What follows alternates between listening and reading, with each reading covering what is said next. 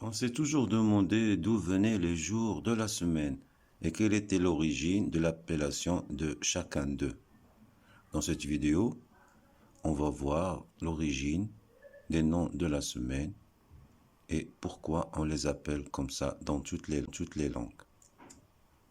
Tout d'abord, regardons un peu le mot semaine. On remarque que semaine, qui est le mot français, ressemble au mot espagnol. Semana, qui veut dire aussi également semaine. Que ce soit semaine en français ou semana en espagnol, les deux viennent de septimana, qui est le mot latin qui veut dire semaine. Également en latin, septi, qui fait partie du mot septimana, veut dire en latin 7. Du coup, le mot septimana ou sept en français a donné le mot semana en espagnol ou semaine en français.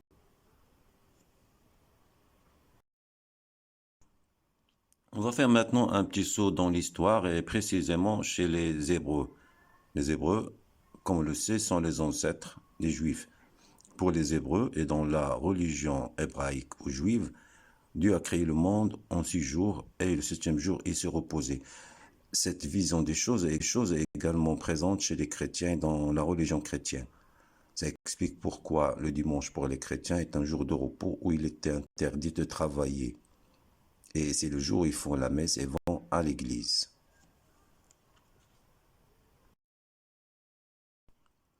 Et maintenant, faisons un petit saut dans l'histoire et précisément chez les Romains dans l'Antiquité. Les Romains avaient remarqué que dans le ciel, il y avait 5 planètes qui bougeaient. Et ces 5 planètes étaient Mercure, Vénus, Mars, Jupiter et Saturne.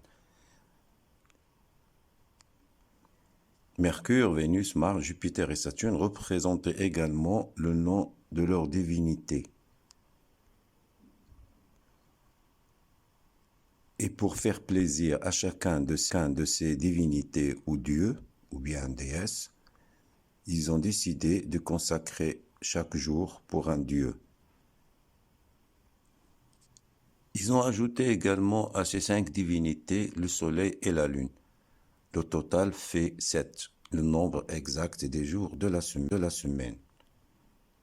Et jour en latin, chez les Romains, c'est dies, qui ressemble étrangement à day, qui veut dire jour en anglais. Et ce n'est pas étonnant, puisque l'anglais est issu également du latin. Et maintenant, on va commencer par expliquer d'où vient le nom des jours de la semaine. On va commencer par lundi. Lorsqu'on découpe le mot lundi, on trouve qu'il est formé de 2 parties. Lun, L-U-N, et di. Lun, chez les Romains, vient du mot lunaes, qui en latin veut dire lune.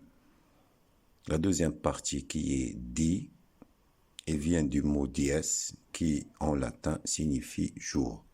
Du coup, lundi veut dire littéralement jour de la lune. Pour mardi, c'est la même chose que lundi. Le mot mardi est formé de 2 parties ou 2 syllabes. La première syllabe, mar, vient du latin martis, qui représente le nom de la planète Mars, qui était également le nom du dieu de la guerre Mars. Et puis, le mot mardi est formé d'une deuxième partie di, qui vient de dies, qui signifie en latin jour. Mardi veut dire jour de Mars.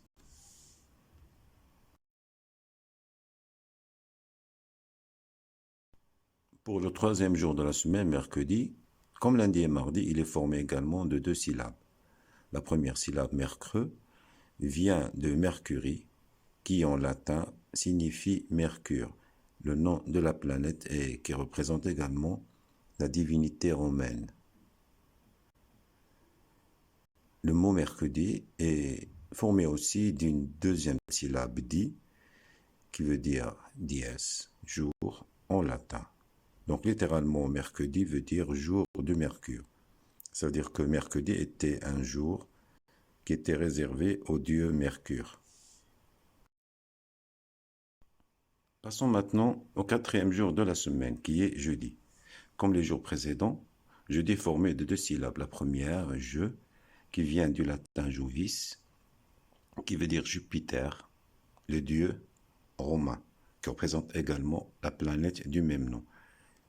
Jeudi est formé aussi de la deuxième syllabe di, qui signifie dies en latin et jour en français. Cela veut dire littéralement que jeudi est le jour de Jupiter, le jour réservé exclusivement au dieu Jupiter.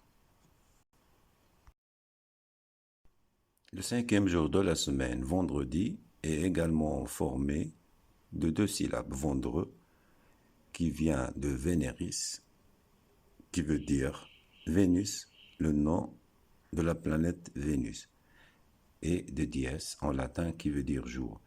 Ça signifie que vendredi était réservé à la déesse Vénus. C'était le jour de Vénus.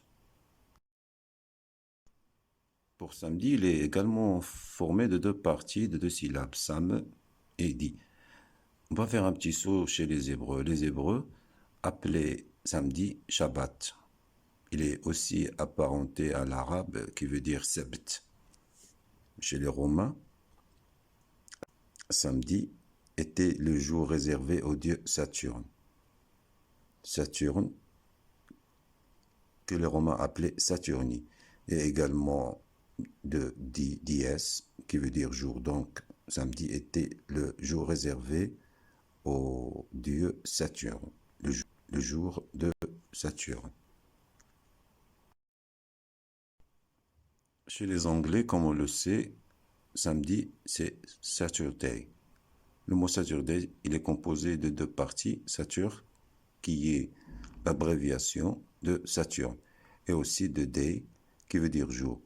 Ça veut dire que Saturday, en anglais, c'est le jour de Saturne. Et pour les Romains, si on prend le préfixe Saturni et on lui ajoute dies, qui veut dire jour, on obtient jour de Saturne. Passons maintenant à dimanche. Chez les Romains, le mot dimanche veut dire Dominica. Dominica qui veut dire Seigneur des astres. Chez les Romains, le Seigneur des astres, l'astre le plus puissant était le Soleil. Si on ajoute à Dominica le suffixe dies, qui veut dire en latin jour, et day en anglais, qui veut dire également jour, on obtiendra jour du Seigneur des astres ou jour du Soleil.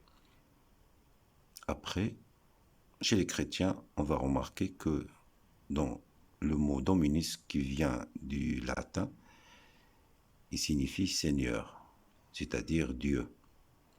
Pour les Espagnols, le mot domingo veut dire dimanche.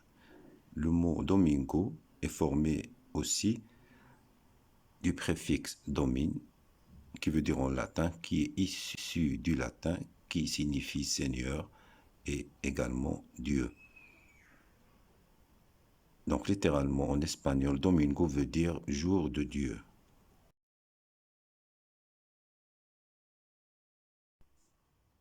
Chez les Anglais, en ce qui concerne dimanche, le mot dimanche en anglais, c'est Sunday.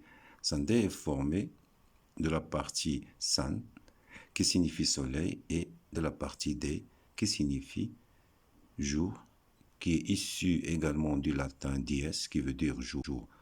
Ça veut dire que Sunday, c'est le jour du soleil. C'est un petit peu pareil chez les Allemands. En allemand, le mot dimanche, c'est Sonntag. Sonntag est formé de Sonn, qui ressemble étrangement à Sun, qui veut dire soleil, et Tag, qui veut dire jour, et littéralement Sonntag en allemand veut dire jour du soleil.